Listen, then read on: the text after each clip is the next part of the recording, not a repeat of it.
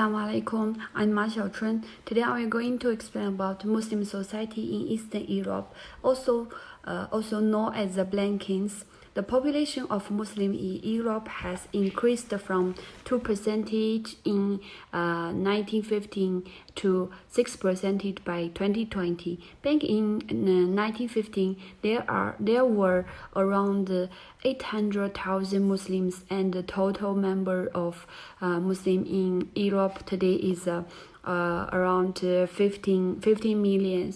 Europe has a third connector after Asia and Africa that Islamic interdid.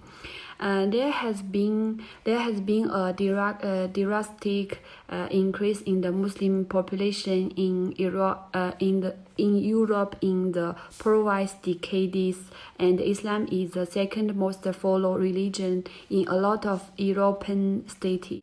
Media development in Southeast Europe. In Southeast countries, media already emerged during the year of 1980s. The Romans, which is the Romanian citizens, where they have TV and radio before. But then they took over the TV and radio from the state controller. And from that year onwards, they made a rapid change and huge developments occurred, such as semi-tabloid journalism took over a newspaper market, online portals became popular, partnership of media in Southeast Europe and Turkey happened.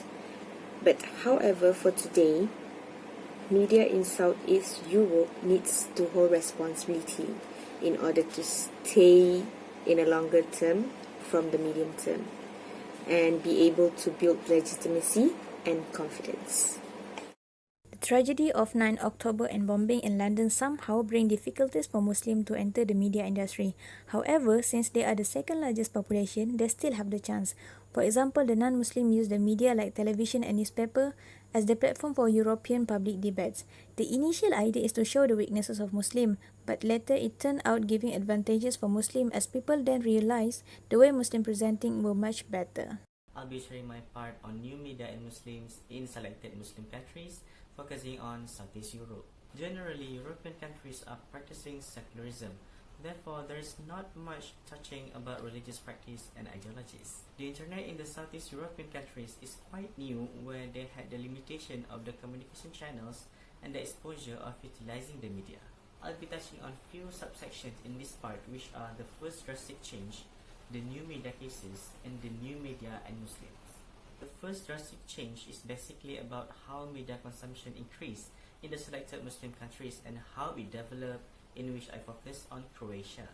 Next will be the new media cases, explaining about how the media became more self-regulated, focusing on profit to make content and the crimes that happened.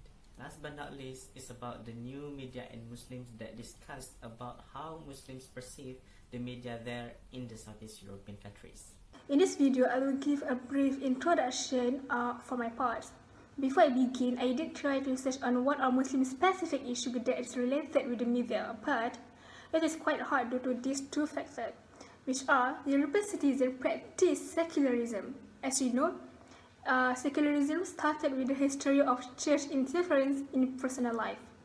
And secondly, journalists face abuse, online threat, and to some extent, people burn their house down.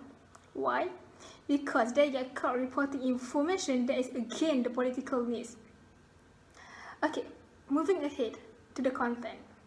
I'm focusing on three main points, which are Islamophobia, the factor for that phobia, and for the second point, I will break it down to two major branches, which are refugee crisis and anti-Islamic groups spreading hate via social network, television, website, and other online platforms. Lastly, I will be discussing in detail about journalism-related issues and the way for lawmakers to help provide a conducive environment for journalists to not self-censor themselves. Thank you.